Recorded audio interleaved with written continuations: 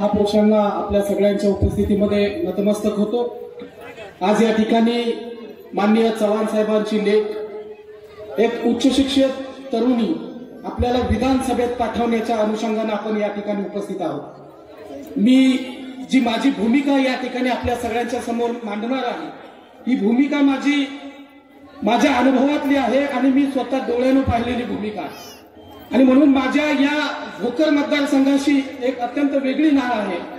या मतदारसंघामध्ये अण्णाभाऊंच्या कुटुंबाशी संबंधित सर्व जसं बाबळे परिवार आहेत, अनेक लोक या ठिकाणी वाघमारे परिवाराचे अनेक लोक आहेत। मी माझ्या सर्व समूहांना, इथल्या उपेक्षित वर्गाला ही विनंती करेन की या महाराष्ट्राच्या भूमीमध्ये आम्ही एक गोष्ट डोळ्याने पाहिलेली आहे की इथं भारतीय जनता पक्ष हा जातीवादी पक्ष आहे म्हणून आपल्या सगळ्यांच्या तरुणांच्या डोक्यामध्ये हे भरवणारी एक कंपनी या ठिकाणी आहे।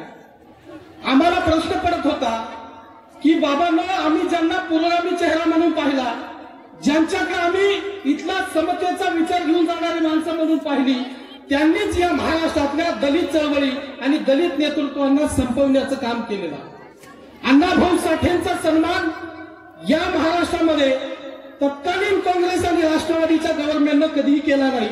मी त्याचा जिवंत साक्षीदार आहे। अण्णाभाऊ साठेंच्या गावामध्ये जगभर अण्णाभाऊंचा गवगवा होतोय, पण अण्णाभाऊच्या गावामध्ये अण्णाभाऊंचं स्मारक नव्हतं। अण्णाभाऊंचं तेच घर, ज्या घरामध्ये अण्णाभाऊ जन्मले होते, ते घर तिथं होतं। पण पहिल्यांदा 25 कोटी रुपयाचा निधी आज भारतीय जनता पक्षाने माननीय फडणवीस साहेबांनी त्या ठिकाणी घोषित केला। 95-96 ला पहिलं स्मारक वाटेगावात झालं, त्या स्मारकाचा सुद्धा निधी हा भारतीय जनता पक्षाचा। मला या ठिकाणी सांगायचं एवढंच आहे की इथल्या सर्वसामान्य लोकांना, ज्याची जात बघितली जात नाही, ज्याचा धर्म बघितला जात नाही, अशा सगळ्या लोकांना सोबत घेऊन जाण्याची भूमिका ही फक्त आणि फक्त भारतीय जनता पक्षाची। अण्णाभाऊ साठेंच्या विचार आपल्याला सांगितला जातो। आता संविधान बदलाची भाषा केली जाते। मी मागच्या वेळेला लोकसभेत त्यांच्यासोबत होतो, मी त्या विचारपीठावर बसायचो, शरद पवारांचं भाषण मी बघायचो। शरद पवार मी काय केलंय हे सुद्धा सांगायला त्यांच्याकडे काम नव्हतं। ते काय सांगत होते की या देशाचं संविधान भारतीय जनता पक्ष बदलणार आहे, पुन्हा एकदा दलितांना इथं अडचणी निर्माण होणार आहेत, उपेक्षितांना शोषण होणार आहे, या गोष्टींची भीती ते आपल्याला दाखवत आहेत। मला प्रश्न पडत होता की अरे बाबांनो, तुम्ही काय केलंय हे सांगा।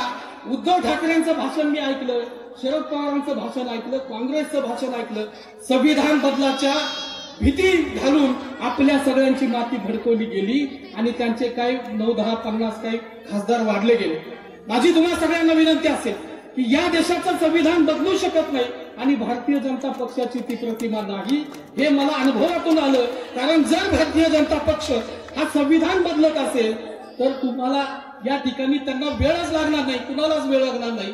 पण भारतीय जनता पक्ष हा संविधानानं दिलेल्या लोकशाहीच्या प्रक्रियेतून निवडणुका जिंकत या भारताच्या 3 वेळा सत्तेमध्ये आल्या आणि म्हणून मला लाज वाटते साहेब, बावनकुळे साहेब, गिरीश महाजन साहेब, की आम्ही विरोध करत होतो, आम्ही एका प्रभावाखाली आलो होतो, दडपणाखाली आलो होतो, आम्ही तुम्हाला विरोध करत होतो।